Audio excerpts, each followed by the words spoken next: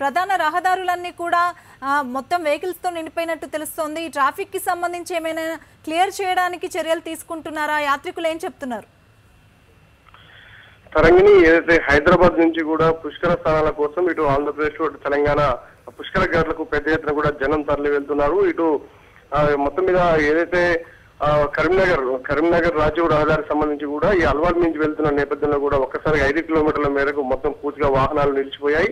ఇప్పుడిప్పుడే రూట్ అంతా కూడా క్లియర్ చేస్తున్నటువంటి పరిస్థితి. మరో పక్క చూసినట్టయితే ఇటు విజయవాడ హైవే వైపు కూడా ఇటు ఎల్బీ నగర్ నుంచి కూడా పూర్తిగా రామోజీ ఫిల్మ్ సిటీ వరకు కూడా వాహనాలు పూర్తిగా రద్దీ కొనసాగుతుంది. మరి ఉప్పల్ సైడ్ నుంచి ఇటు వరంగల్ వైపు వెళ్లే వాహనాలు కూడా పూర్తిగా ట్రాఫిక్ జామ్ ఏర్పడుతున్న నేపథ్యంలో కూడా ఇప్పటికే ముఖ్యమంత్రి కూడా ఏదైతే ఈ రోజు గ్లోబల్ హాస్పిటల్కి వచ్చే కార్యక్రమాన్ని కూడా రద్దు చేసుకోవడం జరిగింది. మరొక రంజాన్ పండుగ నేపథ్యం ఎంత ట్రాఫిక్ జామ్ పెద్ద ఎత్తున కూడా నగరంలో కొనసాగుతుంది. ఈ రోజు రేపు కూడా ఇదే పరిస్థితి ఉండే అవకాశం కనిపిస్తుంది. ఎందుకంటే శని ఆదివారాలు రెండు కూడా సెలవు దినాలు కావడంతో పెద్ద ఎత్తున నగరం నుంచి కూడా ఇరు రాష్ట్రాలకు సంబంధించి తెలుగు వారంతా కూడా పుణ్యస్థానాలు ఆశించిన గోదావరి వైపుగా పరుగులు తీసినట్టు పరిస్థితి కొనసాగుతుంది. కానీ నగర పోలీసు యంత్రాంగం ఇద్దరు హైదరాబాద్ సైబరాబాద్ సిపిలు కూడా ఇప్పటికే ఆదేశాలు జారీ చేశారు. ఎక్కడికెక్కడ ట్రాఫిక్ క్లియర్ చేయాలని కూడా కింది స్థాయి సిబ్బంది కూడా రంగంలోకి దింపారు.